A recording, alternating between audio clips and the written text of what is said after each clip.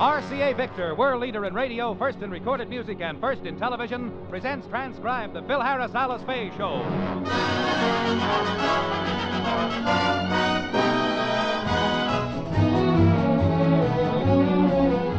For your enjoyment, here is the Phil Harris Alice Faye Show, written by Ray Singer and Dick Chevrolet, with Elliot Lewis, Walter Tetley, Robert North, Janine Bruce, Ann Whitfield, Walter Sharp in his music, and yours truly, Bill Foreman. Phil has never been a jealous husband, believing that Alice's life only began when she met him. Today, a surprising bit of Alice's past comes to light.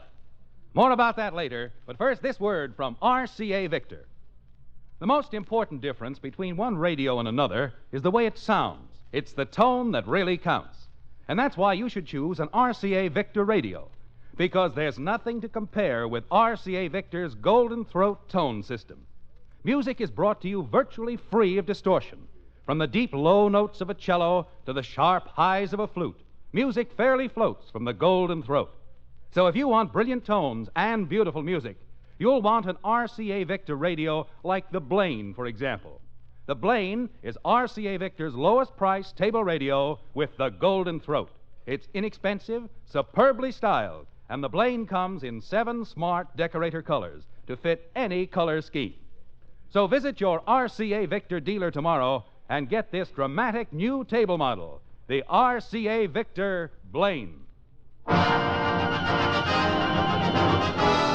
now the stars of the RCA Victor program, Alice Faye and Phil Harris.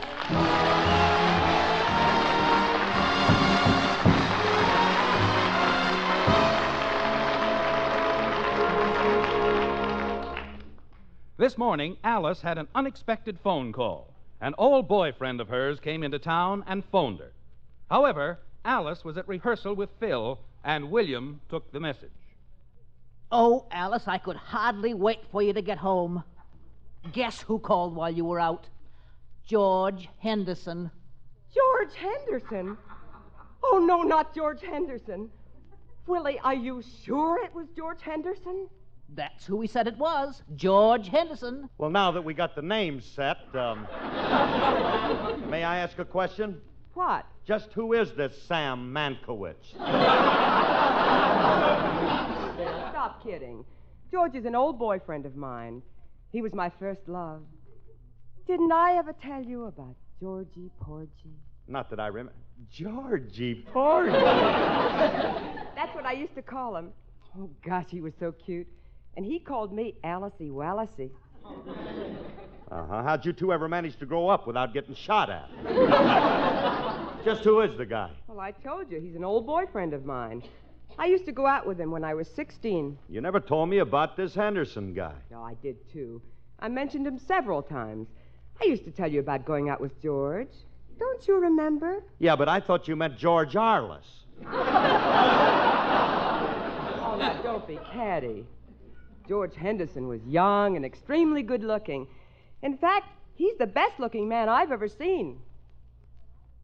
How long have you had bad eyes, kid? You married the best-looking man you've ever seen. Oh, Phil, stop being conceited. I ain't conceited. I just happen to have everything. Everything? Yeah. I'm lovely to look at, delightful to hold, and haven't to care. A combination like this is something you never thought that you would see. Imagine getting a dream like me. All right. Let me hold that note a little longer. Say, Willie, what's George doing in town? Well, he's here on business. He's staying at the Beverly Hills Hotel, and he said he'd like to see you, so I invited him over. Oh, Willie, you shouldn't have done that. Why not? Oh, I'm no longer interested in him, Phil. When I married you, I put all other men out of my mind. I don't even remember what George looked like. You don't? No. Except that he had blue eyes that twinkled when he laughed, a dimple in his left cheek when he smiled, blonde, wavy hair, parted on the right side, and he was 6 feet 1 3/4 inches in his shoes, which were size 9.5B. How you like that? She even cased his feet. Look, Alice, there's just one more thing I'd like to know about this man that you can't remember. Was his liver in good condition? I don't recall, but if you're really interested, I'll go up and get his x-ray pictures out of my hope chest. It won't take... Never mind. You know, Phil, on second thought, I think I will have George over for old time's sake. I'd like to have you meet him. Well, I don't want to meet him. And I ain't having no old boyfriends coming over here trying to steal you. Oh, Phil, don't be silly. I'll admit George is impetuous, but I'll bet that's George now. Oh, it is, huh? Well, you wait here. I'll take care of him. I'll show this guy he can't come over here and take Alice away from me. Beat it. I know why you're here. You're in love with my wife, and you're trying to steal her. That's only partly true, Chris. I don't really love her. I'm just after her money. All right, Bramley, just forget about it. I thought it was somebody else. Whom were you expecting? Alice's boyfriend. Which one? Hey, Remley, let me ask you something. Now, concentrate for a minute. When I'm away, do you ever see a boyfriend of Alice's hanging around the house? What does this guy look like? Well, he wears a 9.5 shoe, and he has his x-ray pictures of my wife's hope chest. No, I haven't seen Marvin around lately. But I've seen the other guy. What other guy? The one that wears a 6 7/8 derby and keeps his beard in your wife's bureau.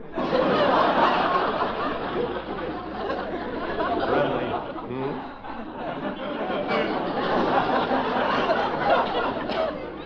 I'll stop if you will. Okay. Now tell me, what are you talking about? No, on the level. Now, there's an old boyfriend of Alice's in town, and she wants him over for dinner, and I don't. And I got to think of some way to discourage Alice. Why? Because she raved about the guy. She said he was one of the handsomest men she ever saw when she was young. Well, that was ages ago. This guy must be 100 years old by now. Hey, you know something? You're right. I never thought of that. Now, the best way to discourage Alice is to have him over here. She remembers him as he used to be. Today, he's probably an old, bald-headed guy with a paunch and whiskers. Yeah. Yeah, then when she sees him wheeling them in, she'll appreciate what she's got. What she got? She's got me. But you know something, Remley? You're right. I'm going to let him come over, and then when Alice sees this broken-down character, I'll have nothing to worry about. That's right. Hey, I'm going to tell Alice I changed my mind. Yeah. Hold on a minute. Hey, Alice! Hey, honey, come in a minute. You sure the guy's old, huh, Remley? He's got to be. Yeah. Did you call me, Phil? Oh, yeah. Look, Alice, I've changed my mind, honey. If it'll make you happy to see your old boyfriend, then by all means you should see your old boyfriend. Well, that's very considerate of you, dear, but aren't you afraid that, well, we might pick up where we left off? No, I ain't the least bit. Where'd you leave off? Now, we were sweethearts, and I was madly in love with him. Then why don't you marry him? Oh, we were too young. And I'm glad I didn't, because later on, my true love came along. One night, I walked into a nightclub, and there on the bandstand stood a curly-headed band leader. He was handsome, sophisticated, and charming. I fell madly in love with him, and I married him. I didn't know you were ever married to Rudy Valley. She's talking about me. Ain't you? Of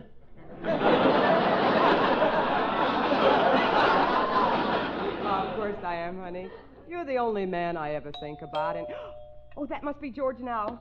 I'm going upstairs and powder my nose and comb my hair and change my dress. I can't let him see me like this. You let him in, Phil. She's certainly anxious to see her old boyfriend. Yeah. Is she in for a surprise? Yeah.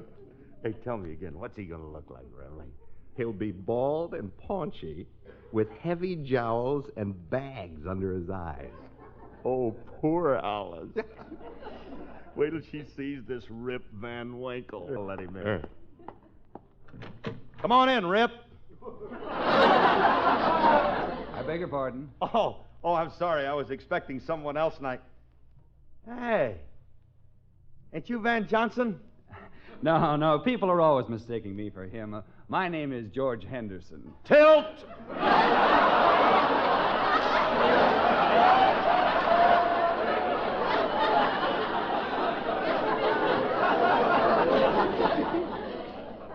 handsome, ain't he, Curly? Remley, I'm going to kill you. This guy looks like a Greek god. I got to keep Alice from seeing him. Does Alice Faye live here? Who? Alice Faye. Ever heard of her? Rumley, you know anybody by the name of Alice Faye? Faye? Yeah, Faye. Faye. Sounds vaguely familiar. Wasn't there an old movie star by that name? I wouldn't know. She must have been before my time. Well, I guess I made a mistake. I'm sorry to trouble you, and I'd see... Phil, is that George Henderson? Wait a minute. Who was that? It sounded like Alice. Oh, no. That was my parrot you heard. Your parrot says, is that George Henderson? Yeah. Strangest thing about that bird. He never did learn to say Polly wants a cracker. All he ever says is that George Henderson? Very unusual bird. Phil, will you please come up here and help hook me up? Oh, who was that?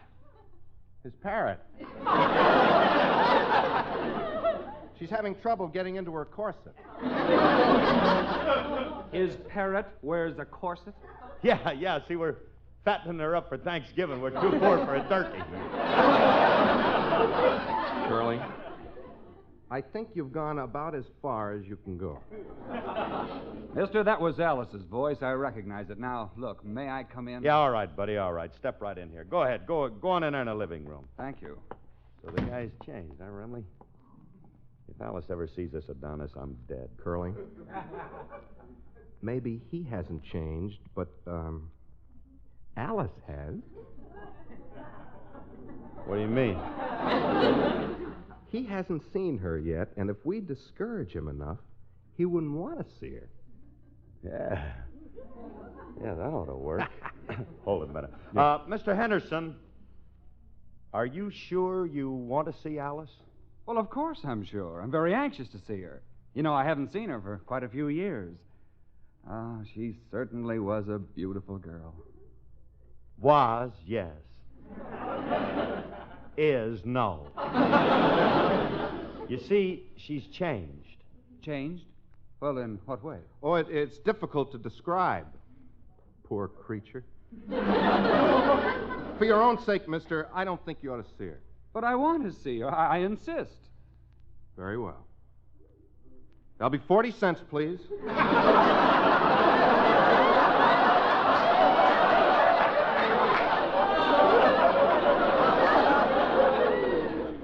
40 cents for what? You don't think we show the thing for nothing, do you?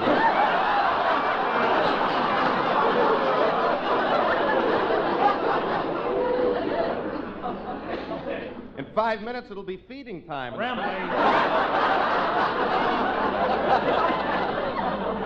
Overdo it. Pay no attention to him, George. Alice hasn't changed that much. Well, I didn't think she would. She always had a gorgeous figure.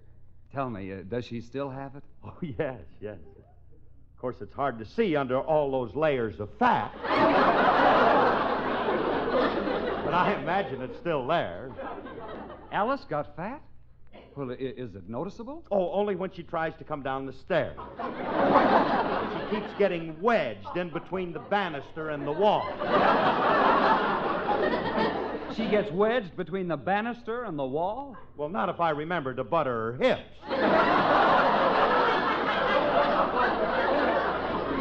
Well, look, maybe I'd better run along. I'm a little late. Yeah, you run along, and I'll tell Fatso you couldn't wait. I'll tell her Here that... I am. George. Alice. Alice, you shouldn't come down without your fat on. You'll catch cold. What's that? Yes, that's what I'd like to know. Alice, your figure hasn't changed a bit. You're just as beautiful as you ever were. Oh, George. You know, you haven't changed either. You're just as handsome as you ever were. I've never forgotten you, Alice. And I've never forgotten you either, George. We were so much in love, Alice. Yes. Yes, we were. Did you ever get married, George? No, I didn't. Did you ever get married, Alice? No, I didn't. Out!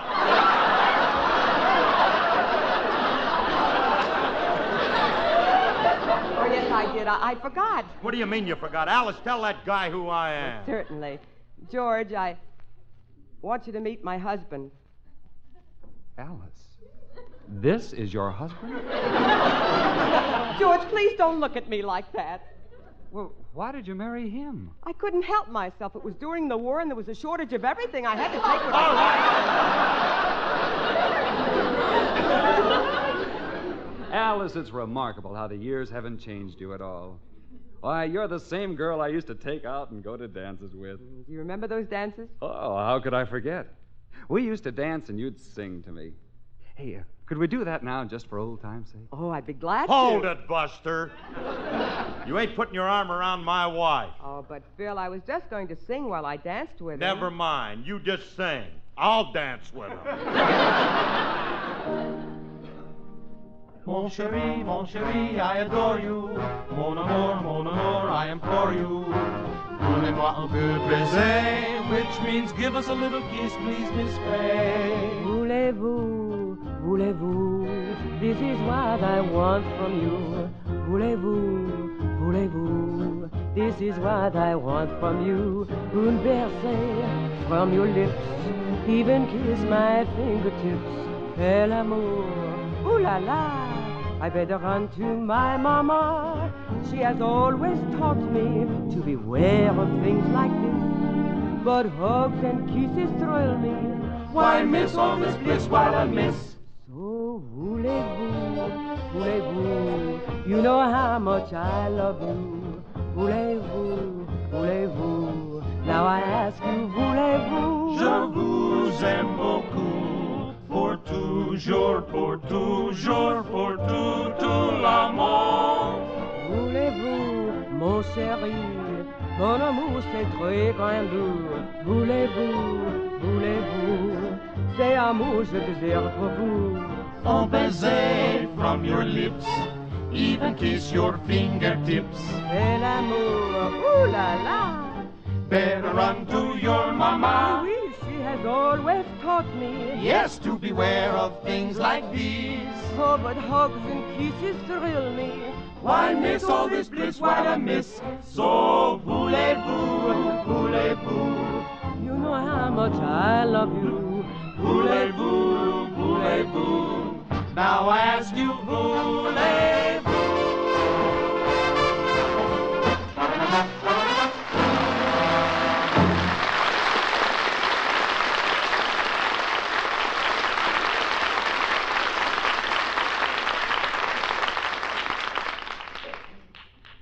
Thank you. I enjoyed that very much. Don't mention it, George. You were very light on your 9.5s. I was talking to Alice. Alice, this is just like old times. Oh, we used to have a lot of fun together. Ah, we sure did. Say, do you remember the day we went to Coney Island and rode on everything? Yes, yes. And you remember the time we went to the zoo in Central Park and fed the animals? Oh, yes. But the time I'll never forget is the night you and I went moonlight canoeing. Well, I remember I put my arm around you and you looked up at me. George, and... don't tell them. Let that boy talk.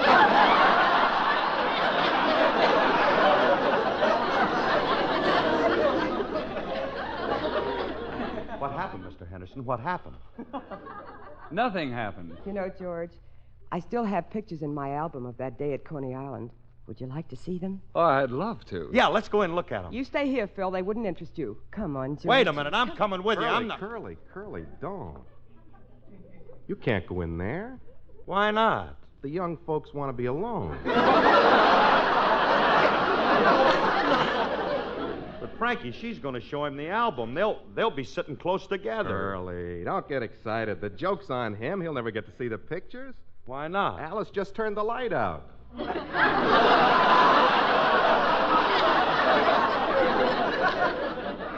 Now she's locking... She is not. What are you trying to do, Remley? I'm just preparing you for what might happen. After all, this guy is younger than you and better looking. I know. So what if he is better looking? A I'm more romantic than he is. I know it, Curly, but you got to prove it to Alice. And I know how you can do it. How? You and George have a kissing contest with Alice.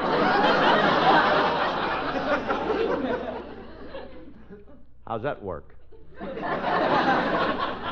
You each take turns kissing Alice and see who's the best. Supposing I lose. You can't. Just to help you out, I'll get in on it, too.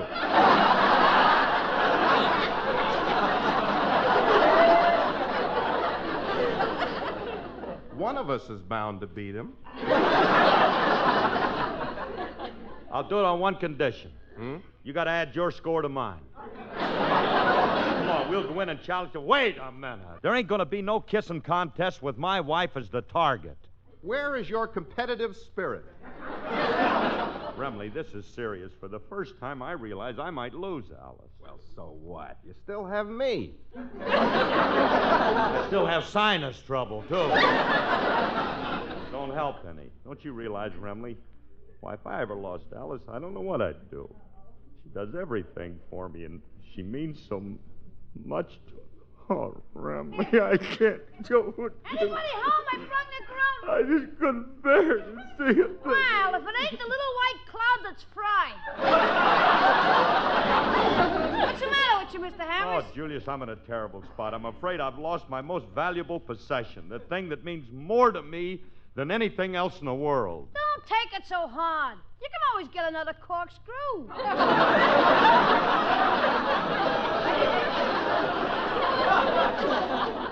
Julius, don't jest with Mr. Harris.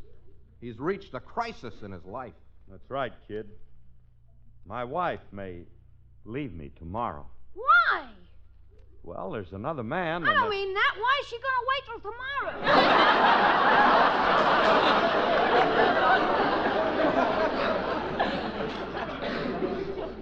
I think I'll ignore that. I can't understand it, Remley. No woman had ever left me before. Maybe you've lost your appeal, Curly. Rubbish. It isn't Hey, Julius, I want to ask your honest opinion. Do you think I'm attractive to the opposite sex? The opposite sex or what?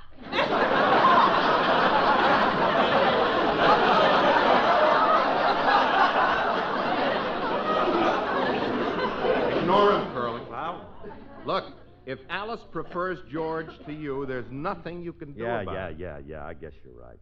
Might as well give up. What kind of a man are you? You gotta fight for the woman you love. Show her that you're a better man than he is. Yeah. And I know exactly how I can do it. I'm going to beat him by using my brain. Why pick your weakest weapon?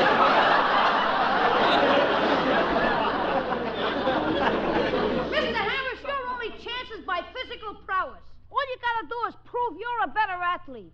Show him up. Yeah, and I'm just the guy who can do it. I'll show him up right in front of Alice. I'll show him I'm a better man than he is. Watch me. Get set, Curly. Here they come. Oh, the pictures were wonderful, Alice. They certainly brought back a lot. Harris, what are you doing? Standing on my hands? Let's see you do it. Oh, Phil, stop being ridiculous. Stand on your feet. All right. Fellas, you can let go of my ankles now. Right.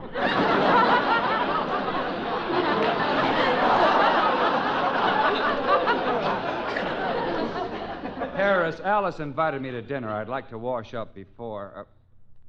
What are you doing now? Touching my toes with my tongue?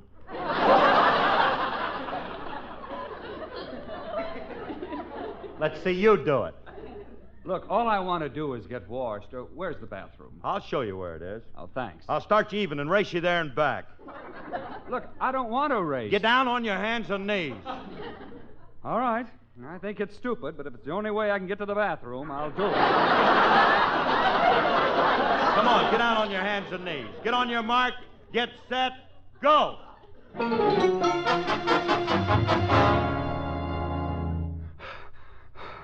Well, Harris, now that I raced you, I hope you... well, where is Harris? He's still on his hands and knees. He ain't been able to get up yet. Well, it ain't my fault. The Kids left some chewing gum on the rug, and my knee got stuck to it.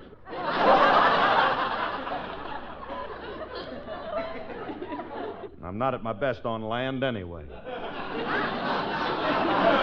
You just come on out in the swimming pool. We'll dive in and race 4 lengths. But I don't want to swim. No, afraid, huh? Well, you're going to swim whether you like it or not. Come on.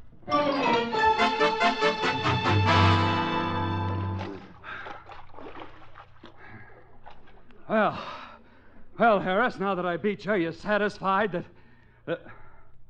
Oh, where is he now? I don't know. He dove in. That's the last we saw. He's been down there 5 minutes now. What do you think we ought to do? Let's wait 10 more minutes, and if you don't show up, we'll go in and have dinner.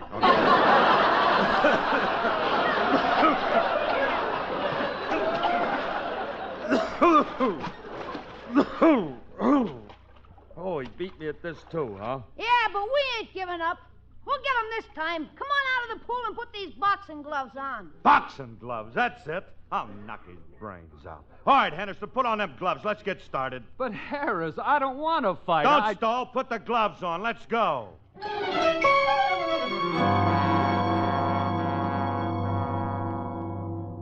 Well, Harris, are you satisfied now? Can I go in and... Shh. Don't disturb him. He's still unconscious. Oh, what hit me? I hurt so... Ooh, what's this big lump under my ear? Your nose.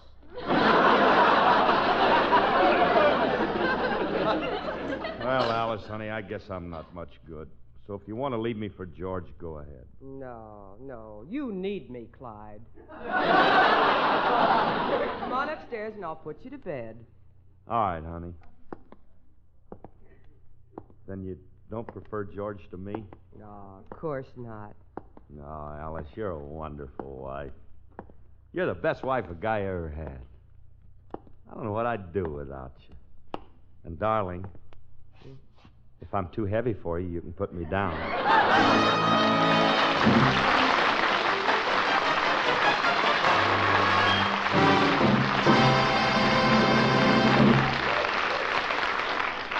Alice and Phil will be back in just a moment.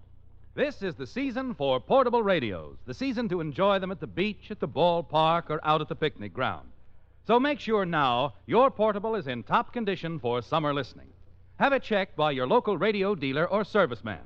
He's an expert and knows portables best. And he knows the radio batteries that give the best performance. That's why he features RCA radio batteries, the batteries that are radio engineered for extra listening hours. So no matter what make of portable radio you own, have it inspected now by your local radio dealer serviceman. And if it needs new batteries, remember, there are RCA batteries to fit your portable regardless of make. Buy them from your local radio dealer. And this summer, enjoy extra hours of portable listening pleasure.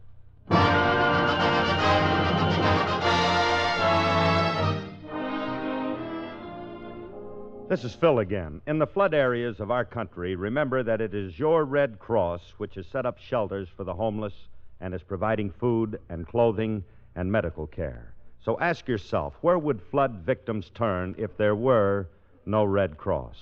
When you think of that, you'll want to contribute whatever you can to the present emergency. Please help if you're able to do so. Thank you very much, and good night, everyone. Good night, everybody. This program is produced and transcribed by Paul Phillips. Remember, whether you're buying a television set, a radio, a Victrola phonograph, or records, put your faith in the cornerstone of American home entertainment for 3 generations. RCA Victor, world leader in radio, first in television.